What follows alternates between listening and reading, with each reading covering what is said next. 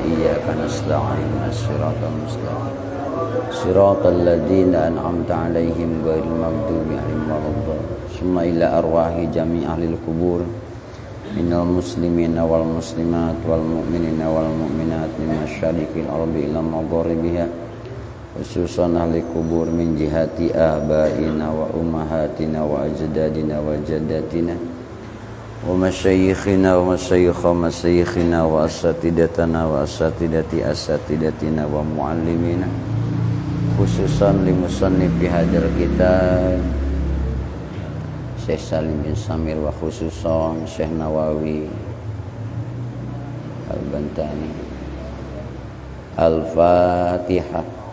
A'udzu billahi minasyaitonir rajim. Bismillahirrahmanirrahim. Alhamdulillahi rabbil alamin arrahmanir rahim maliki yaumiddin. Iyyaka na'budu wa iyyaka nasta'in ihdinas siratal mustaqim. Siratal ladzina an'amta 'alaihim ghairil maghdubi 'alaihim waladdallin. Qala al-muallif rahimahullah nafa'anallahu bihi naf'an mubarakalana walidinika walinnasi ajmain. Bismillahirrahmanirrahim. Pada pengajian yang lalu kita sedang membahas rukun sholat. Baru sampai Fatihah ya. Ngetes Fatihahnya mentar aja lah ya. Terutama yang harus dites tuh imam rawatib, ya kan? Harus lulus ujian imam rawatib. Ya. Karena kalau imam rawatibnya nggak beres Fatihahnya bagaimana itu? Sekarang rukun sholat yang kelima. Al-khamisu ar-ruku'. Yang kelima rukun sholat itu adalah ruku'. Yang dimaksud ruku' adalah ruku' itu membungkuk lah ya. Wa aqalluhu lil qaimi ayyan haniya qadra wusuli rohatai mu'tadilil khalqati. Sedikitnya ukuran ruku lil qaimi untuk orang yang sholatnya berdiri, ayyan haniya qadra wusuli rohatai mu'tadilil khalqati, yaitu sekira membungkuk orang yang sholat dengan ukuran sampainya dua telapak tangan orang yang ukurannya biasa, rukbataihi yakinan, sampai kepada lututnya dengan yakin. Jadi ukuran ruku bagi orang yang sholatnya berdiri sekira sampai dua telapak tangannya itu dengan yakin ke kedua lututnya, itu sudah termasuk apa? Ruku. Jadi nggak boleh di atas paha ya. Nah, tapi harus di mana? Di lutut. Nanti kita praktekkan. Wal muradu birrohati batnul kafi khosoh.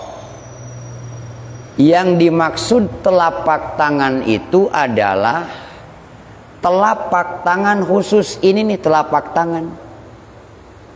Jadi yang harus nyampe di dengkul tuh di lutut itu ininya, bukan jarinya.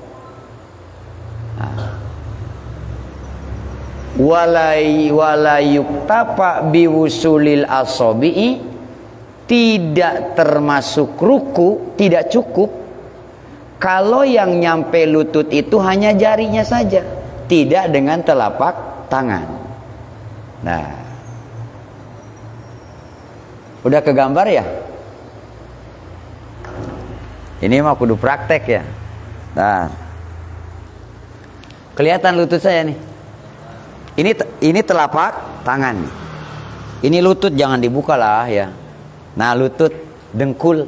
Jadi posisinya telapak tangan ini di atas apa? Memegang lutut.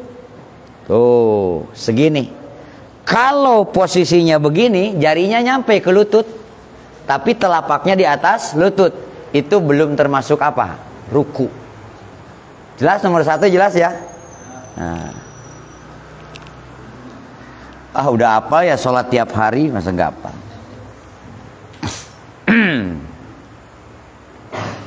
Itu sedikitnya apa? Ruku. Wa akmaluhu arba'atu asya'a. Adapun kesempurnaannya ruku itu ada 4 tahap. Ada 4 tahap. Ini kelas yang sempurna rukunya. Jadi model tadi itu telapak tangan ada di atas lutut, itu sudah cukup. Asal betul-betul telapak tangan yakin ada pada lutut, menggenggam lutut lah gitu ya. Nah, cukup itu. Tetapi kesempurnaannya adalah ada 4. Yang pertama, al-awwalu taswiyatu dhahrihi wa unuqihi wa ra'sihi. Yang pertama, meratakan punggungnya, pundaknya, lehernya, kepalanya. Bihaitsu tasiru kalauhin wahidin, sehingga ibarat satu papan yang disimpan, diratakan. Min nuhasin la'i wijaja fihi, yaitu ibarat satu papan yang diratakan, tidak membungkuk. Ulangi. Yang pertama, ruku itu harus rata punggung dengan kepala. Leher nih rata ke belakang. Ibarat kita meletakkan satu papan dalam kondisi rata. Itu tidak boleh membungkuk. Harus rata. Kalau sekira tangannya kita ini kepanjangan, gak kayak tangan orang misalnya ya. Kan udah dijelasin, ini sengaja Gusti Allah bikin per di sini. Itu tujuannya supaya rada ditekukin sedikit. Supaya apa? Rata. Pokoknya kira-kira aja menurut kita yang sholat rata apa tidak nih kepala sama apa? Punggung rata ya. Jangan begini, itu kayak kucing mau apa? Tidak boleh membungkuk, tapi harus rata. Nah. Tahu kucing? Kalau membungkuk mau ngapain itu? Itu yang pertama, rata ya, rata. Kalau sakit mah nggak harus rata, wong sakit ya. Ini mah yang sehat, yang sehat. 1. Asani, yang kedua, nasbu rukbataihi, menegakkan lutut duanya. Jadi lututnya harus tegak. Duh, nggak enak bukanya ini, harusnya celana panjang ya. Tegak itu begini. Nah, kalau yang tidak tegak tuh begini. Nah, jangan direngkolin ke depan begini lututnya nih. Allah, ini mah ngapain begini ya? Harus bagaimana? Tegak. Jadi dua lututnya itu harus tegak. Jangan begini. Ini yang sehat ya, yang sehat ya. Bagi yang sehat. Asalisu, yang ketiga, qabduhuma bikaffaihi. Yang ketiga nih, menggenggam lutut dua bikaffaihi, dengan telapak tangan dua. Yang tadi sudah dicontohkan ya. Jadi telapak tangan ini menggenggam apa? Lutut. Kemudian yang keempat, ar-rabi'u tafriqu asabihi lil kiblati tafriqan wasato. Yang keempat, merenggangkan jari-jari tangannya dan diarahkan ke arah kiblat. Jadi ketika ruku ini jari tidak boleh rapat, direnggangkan supaya lurus ke arah mana? Kiblat. Tidak boleh begini. Tuh. Tapi ke bawah dengan keadaan renggang. Renggangnya yang sedang-sedang saja, tidak perlu terlalu renggang. Dengan perkiraan ukurannya itu supaya dia itu semuanya melurus kemana? Kiblat. Jelas ya? Karena suka masih ada yang begini gitu. Ini mah lagi mijit. Nah. Tapi begini. Ininya di mana? Di lutut, ininya ke bawah. Direnggangkan. Itu kesempurnaan apa? Ruku.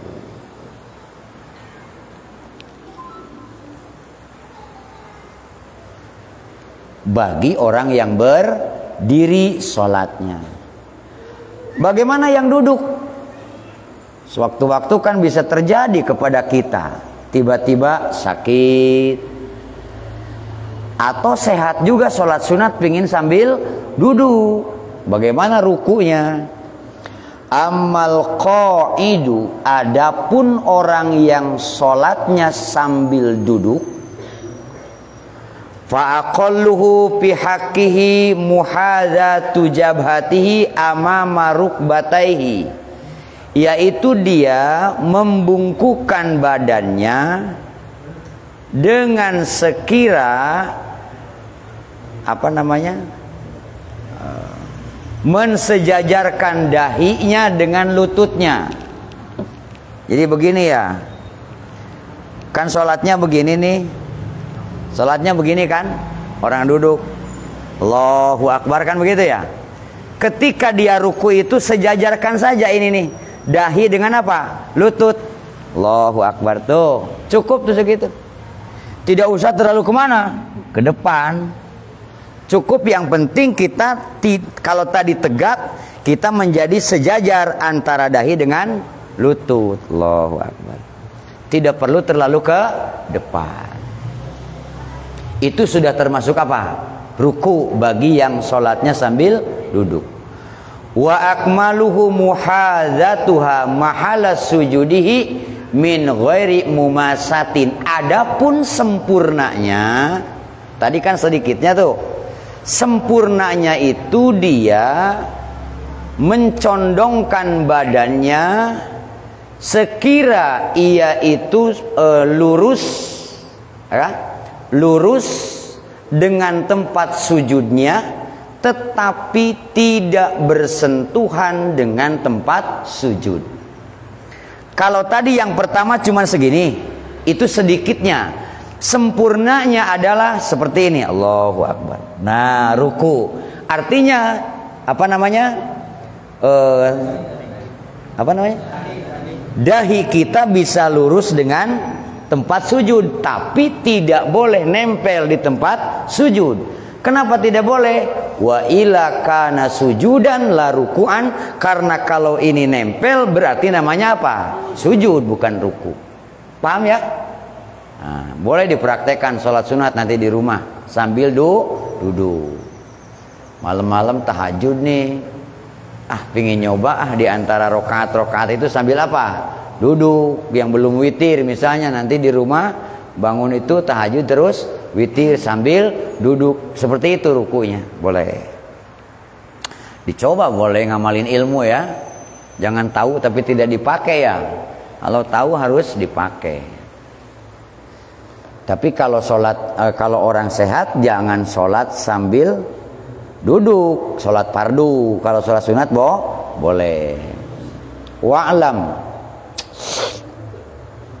ketahuilah annahu yajibu fir ruku'i alla yaksida bihi ghairahu faqat. Ketahuilah, wajib di dalam ruku itu agar tidak ada maksud dengan membungkuknya kecuali ruku. Umpamanya pas tadi kacamata jatuh, nah dari saku ya, ada niat mau diambil sambil ruku, nah boleh ada niat lain, ya kan? Niatnya ruku tapi sambil niat ngambil atau duit mungkin ya, duit yang jatuh kali ya. Waduh, duitnya dikantongin di sini banyak ya. Bro aja sambil ruku niat diambil. Jangan ada niat lain kecuali niat ruku. Kalau mau ngambil duit ambil saja, nggak usah pakai niat. Artinya tidak boleh ada bungkuk selain untuk ruku. Paham ya? Ini banyak dalam sholat nih. Seperti begini, imam lupa, kita di belakang baca apa? Subhanallah. Terus di hati kita niat ngingetin imam, batal tuh sholat. Kita makmum nih, ngingetin imam, subhanallah. Di hatinya niat apa? Ngingetin, batal itu sholatnya. Harusnya niatnya dzikir saja, atau tidak niat apa-apa sama sekali. Kalau ada niat ngingetin imam, maka hukumnya batal. Bagaimana kalau dua niatnya, niat dzikir dan ngingetin, batal tidak? Tidak. Karena ada niat dzikir selain ngingetin. Tapi kalau hanya niat ngingetin saja, batal. Atau imam lupa surat. Qul ya ayyuhal kafirun la a'budu ma ta'budun. Pleng aja imam lupa. Kita mau ngingetin wala antum dari belakang ya. Karena kalau ngingetinnya pakai subhanallah, imam gak inget-inget.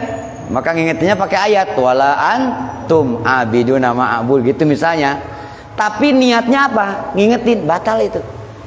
Jadi tidak boleh ada niat mengingatkan kecuali niat dzikir. Atau ibu-ibu musim tarawehnya, ibu-ibu imamnya ibu-ibu, dia ngeplokin apanya? Tangannya tak gitu. Niatnya apa? Ngingetin, batal. Iya kan? Batal, nggak boleh. Itu dalam kitab Bugiyatul Mustarsyidin. Di sini tidak dibahas, jadi sengaja mampir karena di sini tidak dibahas. Jadi wajib orang ruku itu tidak ada maksud lain kecuali untuk apa? Ruku. Wa yusannu ayyaqula fihi, disunatkan dalam ruku itu baca apa? Tasbih. Subhana rabbiyal adimi wa bihamdihi. Dalam redaksi hadis lain ada yang tidak pakai wa bihamdihi. Jadi hanya subhana rabbiyal adimi. Boleh dua-duanya, boleh. Dua-duanya ada redaksinya. Boleh subhana rabbiyal adim, boleh juga subhana rabbiyal adimi wa bihamdihi. Tapi kalau saya pakai wa bihamdihi. Cuman jangan mentang-mentang beda sama teman. Yang sebelah temennya nggak pakai wa bihamdihi, kita pakai wa bihamdihi sambil nengok. Subhana rabbiyal azim wa bihamdihi, ke teman nggak boleh. Nanti temennya ngejawab subhana rabbiyal azim tanpa wa bihamdihi, kacau salat kalau begitu mah ya. Biasakan hidup dalam perbedaan. Ya, biasakan hidup dalam perbedaan. Wong diciptakannya sudah beda-beda kita. Jangankan lagi cara ibadah, cara sholatnya, wong agamanya juga beda-beda, nggak apa-apa, ya kan? Hanya beda bacaan sholat, repot berantem. Biasanya beli ke warung itu nggak beli lagi. Itu namanya apa? Tidak menerima perbedaan. Biasa aja sih. Emang mau ke sorga sendirian, orang lain nggak boleh? Masya Allah. Boleh subhana rabbiyal adimi wa bihamdihi, atau juga tidak memakai wa bihamdihi, karena dua-duanya ada redaksi hadisnya. Wa aqalluhu, sedikitnya membaca tasbih tadi marrotan, sekali. Sedikitnya itu. Wal iktisaru alaiha khilaful aula, adapun lebih sedikit dari itu menyelisihi sunnah.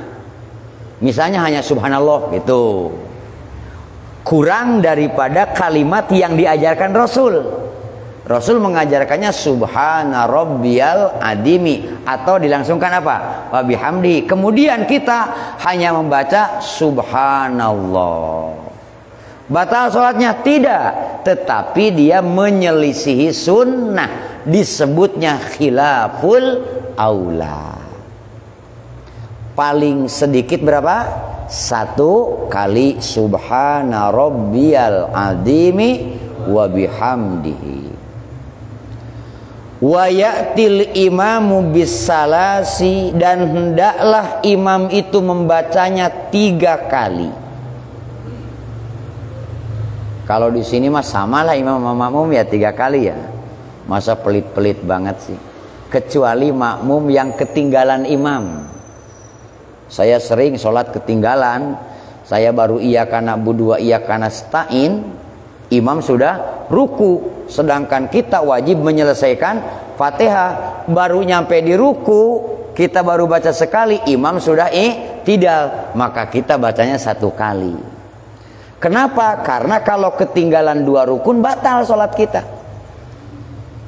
Tadi ketinggalan 1 rukun di dalam ruku, pas kita turun imam keburu bangun, pas kita bangun imam keburu sujud. Artinya kita tidak pernah bersama dengan imam dalam i'tidal. Itu sudah batal kita sholat. Makanya imam kudu bijak, ya kan? Jangan terlalu cepat bacaan tuh, jangan terlalu lama banget, cepet banget, stres makmum. Itu namanya supir ugal-ugalan. Nah, ini persoalannya, karena akan berakibat kepada makmum. Nah, imam 3 kali. Wa illam yardal ma'mumuna fa idza zada 'alaiha bi ghairi ridhahum kuriha. Jika imam membaca tasbihnya lebih dari 3 kali, kemudian si makmum tidak ridho, belum konfirmasi ke makmum, maka itu makruh hukumnya. Jadi kalau imam mau baca tasbih lebih dari 3 kali, itu sebelumnya mesti konfirmasi dulu ke siapa? Ke makmum. Kita sholatnya malam ini tasbihnya 11-11 ya. Nah gitu. Kalau makmum tidak ridho dan imam memaksakan itu, kuriha, dimakruhkan, dibenci. Oh, hati-hati. Imam itu jangan sekarep dewe. Kecuali di tempat yang sudah mahsurin, yang sudah biasa begitu. Jadi resikonya kalau yang sudah biasa, ya makmum di situ harus ikut yang sudah biasa.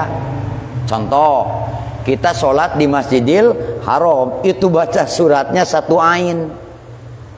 Bodoh, udah pegel. Mana kita punya asam urat, ya pegang. Ini imam gak ruku-ruku. Nah karena itu di masjid itu sudah biasa begitu. Jadi kita makmum ya harus tahu diri, ya kan? Makanya orang Indonesia banyak yang sholat di hotel. Karena gak kuat lama berdiri ya, Masya Allah. Nah jadi kalau makmum tidak ridho ketika si imam itu membaca berapa? Lebih dari berapa? 3, maka makruh hukumnya. Wal akmalu minha khamsun. Sedangkan sempurnanya baca tasbih dalam ruku itu, membaca tasbih yang tadi itu khamsun, 5 kali. Itu sempurna. Ila ihda asyarota, sampai kepada 11 kali. Lah itu mah kalau sholat dewekan aja dah. Ya. Kalau saya ngimamin di bustan tasbihnya 11 kali, kayaknya nggak disuruh ngimamin lagi dah. Ya nggak, apok semua. Atau jangan-jangan pas bangun makmumnya udah bubar. Nah, jadi 5 kali ini sudah sempurna. Kalau pengen lebih banyak, ya itu tadi harus konfirmasi atau pada waktu sholat sendiri. Wa yazidul munfaradu wa imamun qaumun masurina rodina bitatwil. Selanjutnya, dan boleh menambahkan siapa orang yang sholatnya sendirian atau imam yang makmumnya memang makmum yang sudah mahsurin, sudah runding sebelumnya, Ridho bitatwil atas dilamakan bacaan dalam ruku. Itu boleh. Sunat disambung setelah tasbih tadi dengan doa yang warid biasa dibaca Rasulullah sallallahu alaihi wasallam. Allahumma laka roka'tu. Bisa. Wa bika amantu. Wa laka aslamtu. Khushu'a laka sam'i wa basari wa makhi wa admi wa asabi wa syari wa bashari wa mastaqalat bihi qadami lillahi rabbil alamin. Tambah tuh dengan doa itu. Nanti aja lah kalau tahajud ya di rumah ya, coba. Nggak tahu bacaannya, belum hafal, boleh lihat, boleh. Taruh aja di bawah ya. Nah, boleh. Ya Allah, kepadamu aku ruku, kepadamu aku beriman, kepadamu aku pasrah. Aku khusyuk kepadamu, menghusyukkan pendengaranku, menghusyukkan penglihatanku, menghusyukkan pikiranku, menghusyukkan tulangku, menghusyukkan urat-urat sarafku, menghusyukkan bulu-bulu rambutku dan kulitku, bahkan seluruh tubuh adalah yang ada di atas telapak kakiku hanya untukmu, wahai Tuhan semesta alam. Itu artinya. Lah bisa dicari doanya di buku-buku bimbingan sholat, banyak di pasar Bambu Kuning ya. Tinggal beli aja 5.000. Bacaan-bacaan apa? Kan cocok, udah aki-aki mah ya. Daripada nonton orang perang politik, mending baca buku sholat gitu ya. Ya cocok nggak? Cocok baca buku-buku begitu. Sedikit lagi. Soalnya isanya 7:30 sih ya. Fal ityanu bisalasi fit tasbihi ma'ahadad du'a aula. Jadi membaca tasbih 3 kali diikuti dengan doa yang tadi dibaca itu lebih utama. Minaziyadati alaiha ma'a adamihi, daripada membaca banyak tasbih tanpa diikuti doa yang tadi. Tapi kalau doanya nggak bisa malah tetap aja lebih utama banyak gitu ya, daripada banyak kagak baca doa kagak lah. Itu aja ya pertimbangannya. Cuma kalau di mending-mending, misalnya doa yang tadi kita hafal nih, mending memilih baca tasbih 3 kali ditambah doa yang tadi.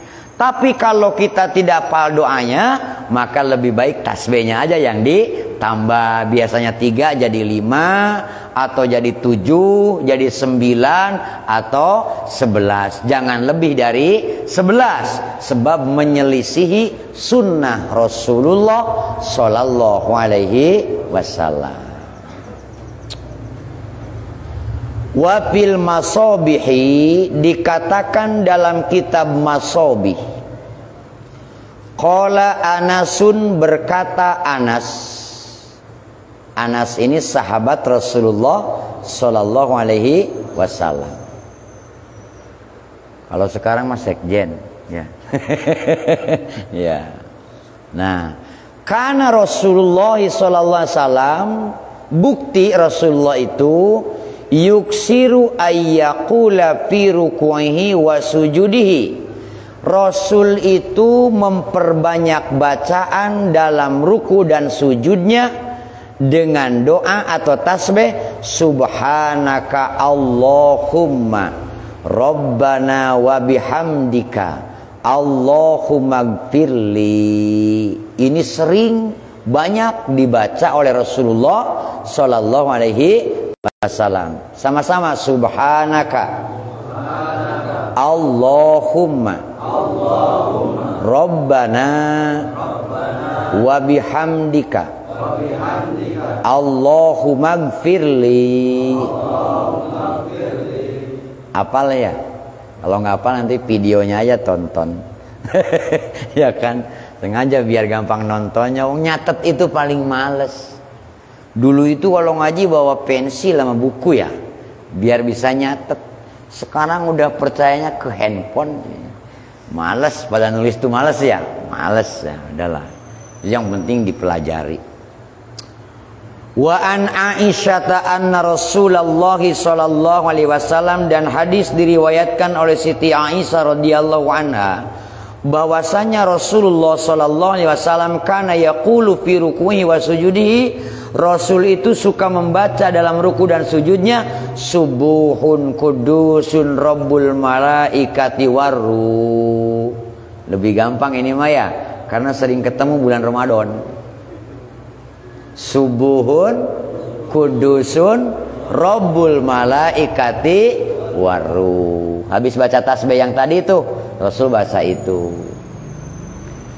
Satu lagi, asadisu, rukun yang keenam, at-tuma'ninatu fihi, adalah tuma'ninah pada waktu ruku.